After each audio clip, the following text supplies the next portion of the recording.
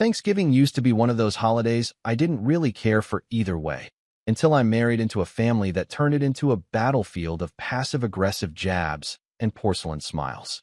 My name's Nathan, I'm 31, and I've been married to my wife Emily for just over 4 years. I've always believed in keeping the peace, picking my battles, and giving people the benefit of the doubt. But sometimes, those beliefs become a trap you don't even realize you're stuck in until you're drowning in fake pleasantries and forced smiles at a table full of people who see you as a stranger no matter how many years you've shown up. Emily's family is tight-knit. On the surface, they do group texts with heart emojis, share Facebook posts about how family is everything, and host Sunday dinners like it's 1955. But beneath that Norman Rockwell exterior is a hierarchy carved in stone, with my mother-in-law, Judith, sitting squarely on top like a queen who never relinquished her crown. She's the kind of woman who says things like, "I don't mean to offend you," and then absolutely means to offend you. Her voice is sweet, her tone is polite, and everything out of her mouth feels dipped in honey and laced with arsenic. And for years, I told myself it wasn't personal. She just had a strong personality. She needed time to adjust. She was protective of her daughter. Excuse after excuse.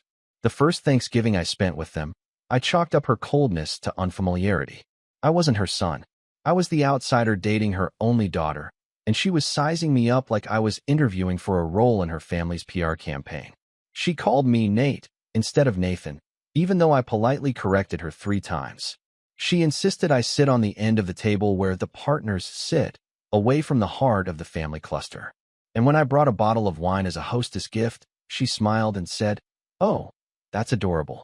We usually do reds, but I'm sure someone will drink this." But like I said, I let it go. I figured holidays are stressful, and I was new to the dynamic. Over the years, though, the comments became less subtle and more pointed. She would introduce me to extended family as Emily's husband, with a sort of shrug, like she was apologizing for it. During conversations about family trips, I'd hear her say things like, "We wanted to just be family this time," while looking directly at me. I wasn't invited to her 60th birthday cruise even though Emily was, and when she protested, Judith simply said, "Oh, come on, you'll need a break." I wanted to just be us girls. I stayed home and worked that week while my wife sipped pina coladas with a woman who barely tolerated my existence. Now, here's the part where I admit something I've never told anyone outside of Emily. Judith owes her business to me. Well, to be technical, to my credit score. About 2.5 years ago, she was trying to expand her boutique. One of those overpriced gift shops that sells lavender soap, handmade mugs with motivational quotes, and overpriced scarves no one wears. The bank wouldn't approve her for the business loan she needed, and somehow, through a combination of guilt, family pressure, and my desire to be accepted, I agreed to co-sign the loan. It was supposed to be temporary, a bridge to help her get through the expansion. She told me, 6 months, max, and I'll refinance it under my name. That was 31 months ago. And of course, nothing got refinanced. The boutique struggled through a slow winter, and then another. She downsized staff, but kept the storefront. Revenue dropped, but she kept reordering inventory. Emily gently tried to talk to her, and every time Judith deflected or made excuses. "The holiday rush will cover us. I've got a promotion coming up with the Chamber of Commerce. I just need a little more time." And I kept quiet. Every month the loan was paid just on time enough to avoid a red flag, but I watched as my credit began to quietly suffer. I wasn't naive. I knew this wasn't going away, but I thought, we're family now. She'll make good on it eventually. Maybe this is just her way of testing whether I'm truly in for the long haul. Then came this last Thanksgiving. It was already tense before we walked through the door. Emily had gotten into a minor argument with her brother the week before. Something about how she wasn't involved enough in family matters now that we'd moved to a different part of the state. Judith had, of course, taken his side without question. But Emily wanted to go, as always, and I agreed, as always. We brought a pumpkin pie I baked myself. I like to cook, it calms me. And I'd made extra whipped cream to go with it because Judith once said, "Store-bought just tastes like air." It was my little way of trying. Again, dinner was at 5, but we showed up at 4:45, and somehow we were already late. Her tone was clipped when she opened the door. "Oh good, they're here," like we were guests arriving at a charity gala. No one greeted us at the door. No one offered to take our coats. We walked into the living room where everyone was already halfway through wine and hors d'oeuvres. Her brother didn't look at us. Her father gave me a tight-lipped nod. I should have left then. We sat through small talk. More wine. The usual round of passive digs about how we must be so busy with our quiet little life away from the family. When dinner was finally served, Judith had rearranged the table. Emily was next to her aunt. I was on the far end again, this time next to a folding chair wedged into the corner, like I was the overflow seating. I smiled. I said nothing. We went around the table saying what we were thankful for. I said I was thankful for a wife who challenges me and keeps me grounded. Judith said she was thankful for a family that sticks together, even through tough times, because real families never let each other down, no matter what. Her eyes didn't leave mine as she said it. Not even for a second. After dessert, things started to thin out. Judith caught Emily for a chat in the kitchen, and I was left alone in the dining room picking at crumbs and counting the minutes until we could leave. That's when she came back in, standing behind me while I poured myself some coffee. "Nathan," she said, and her voice was unusually calm. I looked up. She was staring at me like we were the last two people on Earth. "You know," she began, "you've done a good job staying quiet all these years. I've appreciated that." I blinked. "Okay, but you need to understand something," she continued, walking around the table to sit across from me. "You married into this family. That doesn't mean you are this family." I put the cup down. She smiled, that tight little smile she reserves for moments when she thinks she's being profound. "You're just a guest, Nathan. And that's okay. We all play our parts. But you'll never really be one of us." "Not really." I didn't say a word. I didn't even look away. I just sat there and let her say it. And in that moment, I felt something click. Not snap. Not explode. Just click. Like a puzzle piece sliding into place, revealing the full picture I should have seen all along. I didn't argue. I didn't defend myself. I didn't even mention the loan or the fact that without me, she'd have never opened that second location she brags about in every conversation. I just stood up, pushed in my chair, and told Emily I was ready to go. 3 days later, I called the bank. For the next few days after Thanksgiving, I moved through life in a sort of calm detachment, like I was watching myself from a distance. I still went to work, still did the dishes, still kissed Emily goodnight. But something had shifted. That comment, "You're just a guest in this family," had broken something open inside me. And not in a loud, explosive way. It was quiet. Final.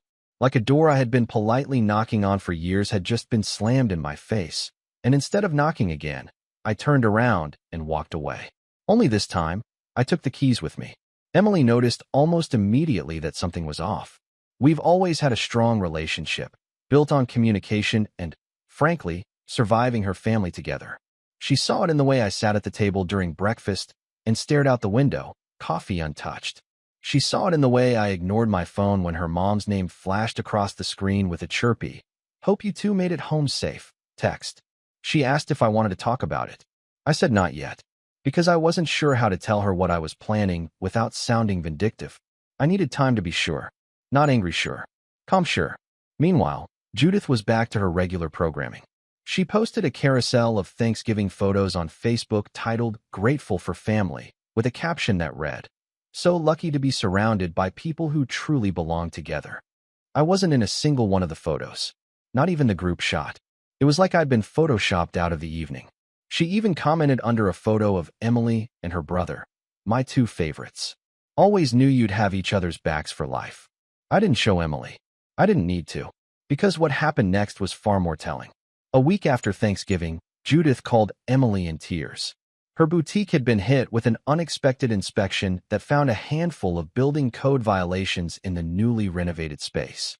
Something about the wiring not being up to code, a ventilation issue in the back room, and some improperly labeled herbal products that now needed lab verification. She was fined, and the inspector gave her 30 days to bring everything up to code, or she'd face a forced closure. Emily was sympathetic. I watched her on the phone, pacing the kitchen, nodding along. Her heart's too big sometimes. She offered to help call some contractors, and Judith immediately asked if we could float her a bit of cash to tide things over until the holiday sales kicked in. Emily glanced at me, covering the phone. I shook my head just once. She froze. "Mom, I don't think we can. she said, her voice hesitant. We're still paying off the roof repairs, remember? Judith wasn't pleased. I could hear her tone spike even from across the room. She didn't yell, not outright. But she launched into this disappointed sigh, followed by a soft, "It's just a little help." I didn't think I needed to spell out how important this business is to our family. There it was again. Our family. I walked out of the kitchen.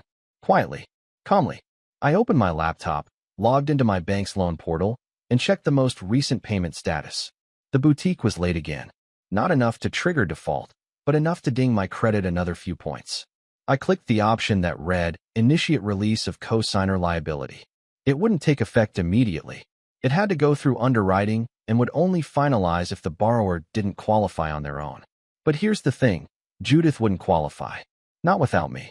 I closed the laptop, breathed in deep. I hadn't even taken my shoes off yet. The next 2 weeks were filled with little moments that chipped away at the illusion I had held onto for years. Emily's father, Michael, called to ask if we were seriously skipping the family tree decorating party this year. I told him we needed some time. He responded with, "It's not about you, Nathan. It's about tradition." I didn't respond. Judith followed up with a text to Emily the next day saying, "We missed having you. Hope everything's okay at home. Let me know if you need to talk about anything. Just you and me, of course." I didn't respond to that either. Emily started noticing, too. For years, she had walked this tightrope between loyalty to her family and love for me. She saw the way they treated me, but she also grew up in that environment. When you're raised inside the walls of a fortress, you don't always notice the cracks. But something had changed after that dinner. She asked if I remembered what her mom said. I told her I remembered every word. That's when she got quiet. Not defensive, just sad. "I don't know why she does that," she said. "It's like she wants you around to check some box, but never actually treats you like you belong." She said I'm just a guest, I told her plainly. And I believe her. I could see that hit her. But she didn't argue. She just nodded slowly and left the room. That night, she crawled into bed and curled against me like she used to when we first moved in together. No words, just silence. 3 days before Christmas, Judith called me directly. I let it ring twice before I picked up. "Nathan," she said, cheerful. "Hi.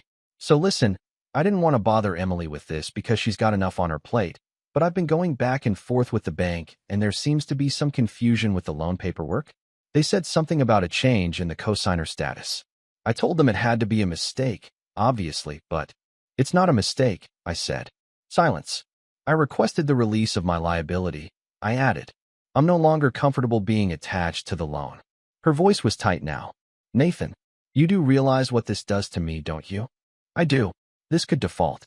They could seize the business." I said nothing. Her tone shifted. More desperate now. "I don't understand. Why would you do this to us? After everything we've done for you." "You said I'm not part of this family," I said flatly. "You made that very clear." She was quiet again. Then she said, with forced calmness, "I didn't mean it like that." I let that sit. Then I said, "I did." Click. Emily found me on the porch later, coffee in hand. She didn't ask what the call was about. She didn't need to. She just sat next to me, pulled her knees up to her chest, and said, "Are you okay?" "I'm done pretending," I said.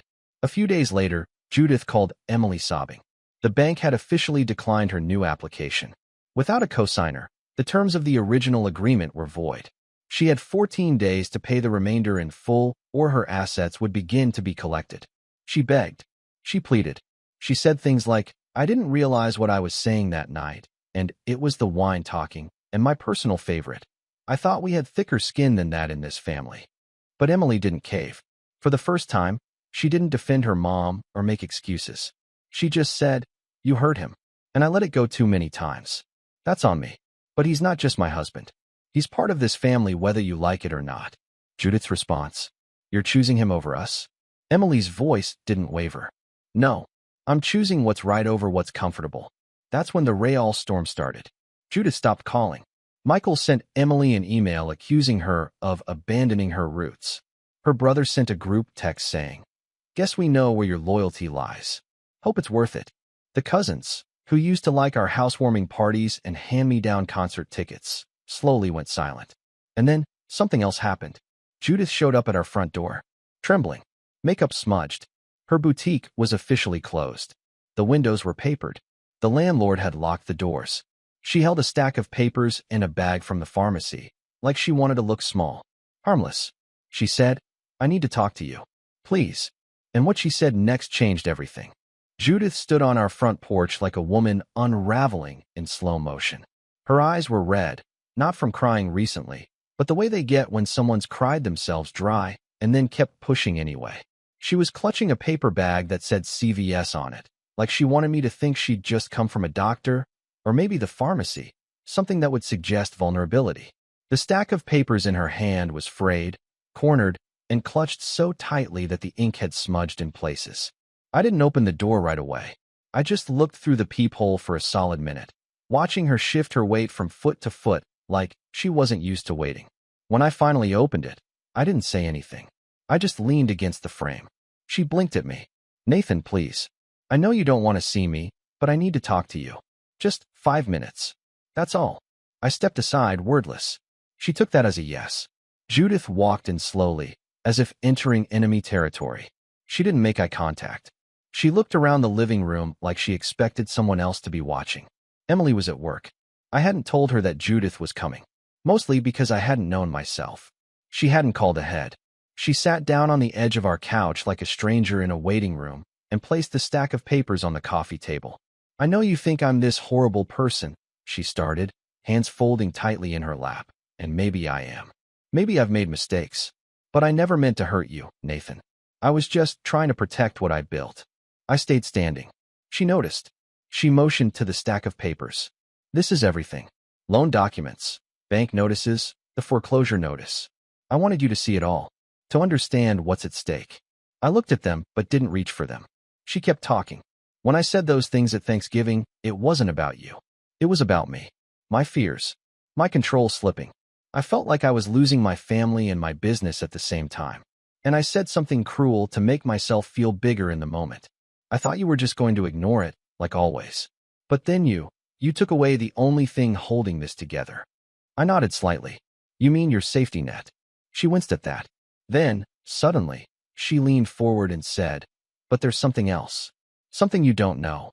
That's when she reached into her coat and pulled out a smaller envelope. Yellow. Worn. This isn't about money, she whispered, placing it on the table. It's about history. Family history. I didn't touch it. She exhaled. Emily doesn't know. Michael doesn't know. No one knows. But I thought you should. And then, before I could say anything, she stood up. I'm going to leave now. Because what happens next should be your choice. She walked out the front door and down the steps without looking back. I stood there for a long time before I finally sat on the couch and stared at the envelope. I didn't open it that day. Truth is, I didn't want another secret to manage. I didn't want her redemption arc. I didn't want a plot twist. I just wanted my peace back. But peace is a funny thing. You think you'll find it in silence. But sometimes silence is just the absence of clarity. The next week was the hardest I'd experienced in years. Not because of Judith, but because of what came after. The calls ramped up. Michael left 2 voicemails a day, switching between anger and pleading. Emily's brother, Dan, sent her a novel-length email accusing her of turning her back on blood. Cousins unfollowed her on Instagram. Someone even removed us from the extended family calendar without a word. Emily took it harder than I expected. I think part of her had always believed that no matter how messy things got, her family would never actually ice her out, that there were lines they wouldn't cross. But this was different. This was exile. I found her crying in the shower one morning. The water was still running, but she was just sitting on the floor, hugging her knees. I sat outside the curtain, not saying anything, just letting her feel it. Later that night, she asked, did I make the wrong call? No, I said, but I lost everyone. I took her hand. You lost people who were okay with disrespecting the person you love most in the world. That's not everyone. That's just the wrong ones. She didn't say anything back, but she didn't let go of my hand. That was the lowest point, and it was the turning point. In the days that followed, I got serious about rebuilding, not just for me, but for Emily too. We stopped waiting for apologies. We stopped refreshing our phones hoping someone had come to their senses. We started focusing on us. I began the slow work of repairing my credit, filing paperwork to remove any lingering connections to Judith's loan, and speaking with a financial advisor about how to prevent anything like this from happening again. It was tedious, frustrating, and occasionally infuriating. But it was ours. It was mine. Emily, for her part, threw herself into her art. She's always been a brilliant illustrator. Used to paint custom pet portraits on Etsy years ago before life got busy. She pulled out her old sketchbooks and started drawing again. At first it was just a few pieces. Then it was 10. Then 20. I helped her set up a small online shop. Nothing fancy. Just a clean layout, a good domain name, and a couple of mock-ups. She named it Soft Lines. We posted it to Reddit, to a few art forums. Within a week, she had a dozen orders. Then 100. Watching her glow again, watching her slowly reclaim herself, it lit something in me too. I started baking again. I'd always loved it, even had a short stint as a pastry chef before I went into consulting. I made cinnamon rolls for our neighbors, cupcakes for the mail carrier, bread for the woman who walked her dog past our house every morning and always waved. Word got around. I got asked if I took custom orders. I said yes. By mid-February, Emily's shop had made more than her old job in 2 months. And I was shipping boxes of biscotti and brioche twice a week to addresses across the country. One customer emailed me to ask if I could make a lavender lemon tart with a crust that didn't fall apart during shipping. I spent 4 days perfecting it. He ordered 20. Judith's name stopped coming up. Mostly. But the envelope stayed in the drawer of our coffee table. Until one night, in early March, I couldn't sleep. The house was still. Emily was curled up under my arm, snoring softly, and the moonlight was pouring in through the blinds like a quiet spotlight. I got up, walked to the living room, and pulled out the envelope. It had my name on it. Not Nathan. Not Nate. Just for you. Inside was a letter. Handwritten. No date. It said, Nathan, you don't know this, but your father and I were married before I met Michael. It didn't last long, and no one in the family knows because we agreed to keep it private. Your father wasn't ready for a family. I was too young to understand what I wanted. We ended it cleanly, quietly, but we stayed in touch, always in the background of each other's lives. When I met Michael, he was everything I thought I wanted. Steady, secure, acceptable. And when I got pregnant with Emily, he insisted we never talk about my past again. But here's the thing. Emily isn't Michael's daughter. Your father is her biological dad. You and Emily aren't related by blood, but you are tied in a way neither of you ever realized. I told myself I'd take this to the grave. But maybe you have a right to know. Maybe you were meant to be in her life all along. Judith. I stared at the letter for a long time. Not because I was angry, but because for the first time in all these years, I finally understood her. She had been living with this lie for decades, wearing it like a second skin. And the deeper I thought about it, the more I saw the truth. She didn't hate me. She hated what I reminded her of. Her mistakes. Her past. The life she could have had. And yet, despite all that, her daughter had fallen in love with me. Judith didn't see me as a guest in the family. She saw me as a ghost of the life she buried. And now, that ghost had taken everything away. I didn't wake Emily that night. I didn't even tell her the next day. Instead, I burned the letter in the fireplace. Not out of spite, but because some truths are poison in the wrong hands. Emily didn't need to carry that weight. Not after everything. What she needed was peace. And what I needed was the final piece of the puzzle. Because the rise was coming. And Judith had no idea what was about to unfold. I didn't speak to Judith after reading the letter. Not for a day. Not for a week. Not even when Emily received a thin birthday card in the mail with a single sentence inside. Family always finds its way back. I watched her read it at the kitchen table. She didn't say anything. Just slid it into the drawer with the unopened holiday cards we never mailed and went back to sketching a client's dog. Judith's boutique was still closed. The storefront had been stripped clean. No candles. No mugs with Boss Babe energy. No overpriced eucalyptus bundles. Just a for lease sign hung crooked in the window like a war memorial.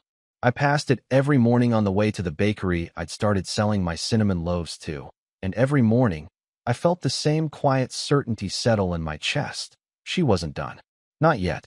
Judith had never lost before. Not like this. And people like her, people who live off control, don't go quietly. They reemerge. Desperate. Calculated. Ruthless. So I prepared. For the first time in my life, I stopped waiting for peace to come to me and started building it myself. I also started planning something bigger. Not petty. Not reactive.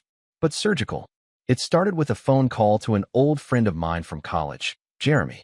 We'd both been business majors, but where I veered into consulting and spreadsheets. He'd gone full entrepreneur and launched a string of wellness cafes in the Pacific Northwest. We hadn't spoken in a while, but he picked up on the second ring and said, "Nate the Great? Are you calling because you finally want in on the kombucha empire?" I laughed. "Actually, I think I have a different kind of project for you." Over the next hour, I told him everything. Judith's boutique, the way she'd run it like a kingdom, the niche market she once cornered, and then slowly fumbled away with bad decisions and worse ego. He listened, quiet, until I got to the part about how I'd co-signed the loan and been burned. Then he whistled. "Damn," he said. "So what's the play?" "I want to buy out the space." Jeremy was silent for a beat. "The old storefront." "Yeah. And do what with it?" "Rebuild it. But not as a boutique. I want something that directly competes with everything she used to claim was hers." "A revenge store?" "Not just a store. A brand." That got his attention. We started sketching ideas. A lifestyle shop that actually understood modern tastes. Not the try-hard kitsch Judith peddled, but elegant, minimalist products. Locally sourced soaps that didn't smell like your grandma's purse. Artwork from real indie creators, like Emily. Small batch candles that didn't give you a headache. Artisanal pastries on rotation. A gallery wall that doubled as an event space. It wouldn't just fill the gap Judith left. It would make her obsolete. Jeremy agreed to help with startup costs, on the condition that he'd get to name the signature drink. I agreed, mostly because I needed capital and knew I could trust him. He wired the funds within the week. I signed the lease 2 days later. The storefront was still dusty from the eviction. Judith had left behind a single shelf bolted into the wall and one broken chair in the back room. I walked through it slowly, alone, imagining what it would become. I didn't want it to look anything like it had before. No lavender walls. No fake rustic aesthetic. I wanted clean lines. Warm wood. Black accents. A feeling of fresh air when you walked in. I named it Hollow and Hearth. Hollow for what had been stripped away. Hearth for what would now be built. Emily didn't know at first. I didn't keep it a secret from her. I just waited until I had something real to show her. She'd been pouring herself into her online store, which was now booking commissions 3 months out. She'd hit her stride. She smiled more. Laughed easier. I didn't want to interrupt that with old wounds. But once the contractors finished the drywall and the lighting went up, I brought her to the space on a quiet Sunday morning. She stood in the doorway for a long time before stepping inside. "You bought this place?" she asked, stunned. I did. "Why?" "Because it used to be a monument to everything that hurt us. Now, it's going to be a monument to everything we're building." She walked in, slow and hesitant. Her footsteps echoed on the new tile floor. "I don't understand," she said, turning toward me. "What are you going to sell?" I smiled. "You." She blinked. "What?" "Your prints. Your cards. Your originals. This space will feature your work. And the art of others like you. We'll partner with real craftspeople. No mass-produced nonsense. We'll have local bread, too. From me. And tea blends. Every piece, every product, handpicked. We're not recreating her store, Em. We're burying it." She stared at me for a long time, her eyes shining. Then she whispered, "What if she finds out?" "She will." Emily walked to the window, staring at the same street her mother once looked out on while sipping stale green tea in her overpriced office chair. But she didn't look scared. She looked ready. That night, we built the website together. Jeremy's team handled the branding. He came up with the logo, 2 overlapping circles, one filled in, one just an outline, like a moon and its shadow. The opening was scheduled for May 2nd. On April 17th, Judith showed up at our door again. But this time, she wasn't alone. Michael stood beside her, arms crossed. And he wasn't pretending anymore. Emily answered the door while I stood in the kitchen, out of view. "Hi," Judith said coolly. "Can we come in?" Emily didn't move. "Why?" Michael jumped in. "We need to talk." "About the store." Emily narrowed her eyes. "What store?" "The one you're opening in my mother's old space," Michael snapped. Emily went still. "How do you know about that?" Judith pulled out her phone and held up a screenshot. Our landing page. The one with her daughter's art proudly displayed in the header. "I have friends, Emily," she said. "People who care about me. They saw this and thought I should know." "You're stalking our website?" Emily asked. "It's public," Michael said. "But that's not the point. The point is, you're turning our family's misfortune into a public statement. It's humiliating." That was enough. I stepped out from the kitchen and said, "No, it's justice." Judith's mouth tightened. "You think you're justified in stealing my space, my customers. Your space." I interrupted. "You forfeited that when you defaulted on your loan. A loan I co-signed. A loan you never refinanced, never took responsibility for, and never even said thank you for." She went quiet. Michael spoke up. "You're being vindictive. You've twisted Emily against her own family. Is that what you wanted?" Emily didn't let him finish.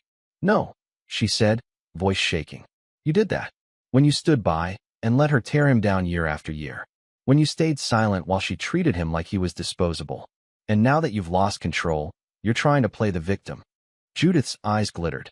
"You're making a huge mistake." Emily held the door open. "No, I made the mistake of thinking you'd ever see me as more than a reflection of your regrets." They didn't argue further. They just left, and we never heard from them again. At least, not until the grand opening. Because Judith did come, but not to browse, and certainly not to support. She came with a plan, and she didn't come alone. If you want the rest, just say the word. The morning of our grand opening dawned crisp and golden, the kind of spring morning that feels like a personal blessing. Birds chirped over fresh sidewalks, sunlight stretched across the polished windows of Hollow and Hearth, and a small line had already begun to form at the door by 9:30 a.m. Our ribbon cutting was set for 10. Emily stood beside me under the new awning, wearing a charcoal gray apron flecked with paint and flour, a symbol of who we'd become. She looked beautiful, grounded and radiant in her own skin. I watched her tuck a loose curl behind her ear and smile at the crowd. Not the stage smile I used to see at her family's parties, but the real one. The kind that starts in your soul and quietly takes over your whole face. Behind her, inside the shop, the shelves were perfectly stocked. Our tea blends, sourced from a Bosnian friend of mine who started a sustainable line, were already half gone from the soft launch the night before. My sourdough loaves were lined up like soldiers behind the counter, and Emily's prints hung framed along the far wall, catching light through the front windows. We'd done it. And then, just before we snipped the ribbon, Judith appeared. I almost laughed, not because I wasn't surprised, but because of how theatrical it all was. She arrived in head-to-toe white, her hair pinned back like she was headed to a garden party, and behind her trailed two people, a woman in her 50s with a clipboard and a man in a blazer carrying a small camera. Emily stiffened. Judith walked up with the smug, manicured calm of someone convinced the stage still belonged to her. "Nathan," she said, all teeth. "Emily." "Judith," I replied, with equal calm. She looked past me into the store. Quite a turnout. I'll admit, I didn't expect this level of imitation. "It's not imitation," Emily said, stepping up beside me. "It's a redefinition." Judith's smile twitched, just once. The woman with the clipboard cleared her throat and stepped forward. "Excuse me, are you the business owner?" "I am," I said. "Nathan Hale." She extended a card. "I'm Lydia Hoffman, with the Fair Business Association. We've received a formal complaint from a previous tenant of this space, claiming intellectual property theft and brand dilution. I'm here to review the claim and document your merchandise." Emily blinked. "You're serious?" Judith folded her arms. "I try to be discreet about it. But when someone hijacks your legacy and uses your own daughter's name to sell knockoffs," I cut in, "there's nothing to review. My wife and I own this space. We leased it fair and square. We rebranded entirely. Our inventory is original and legally sourced. And I have a cease and desist letter for any party who attempts to interfere with the grand opening of this business. Would you like a copy?" Judith's eyebrows flicked up. "You're bluffing." "I'm not," I said. Then I reached into the inside pocket of my jacket and handed Lydia the manila envelope I'd been carrying all week. Page 4 outlines the full breakdown of our licensing, vendors, and artist consents, including the paperwork from the bank proving the previous business defaulted and forfeited all trademark claims. The woman scanned it. Her expression changed slowly, the way a storm cloud starts to move off the horizon. Judith stepped forward. "This is harassment. He's manipulating my daughter." "Your daughter," I said, stepping closer, "is the co-owner of this business, and the first artist featured in our flagship exhibit, which, by the way, is protected under a curated copyright agreement signed by both of us. Any attempt to claim ownership over her work, retroactively or otherwise, will be met with legal action." The man with the camera was still filming, by the way, probably for Lydia's records, but I made sure to hold eye contact with him as I spoke. I wanted everything documented.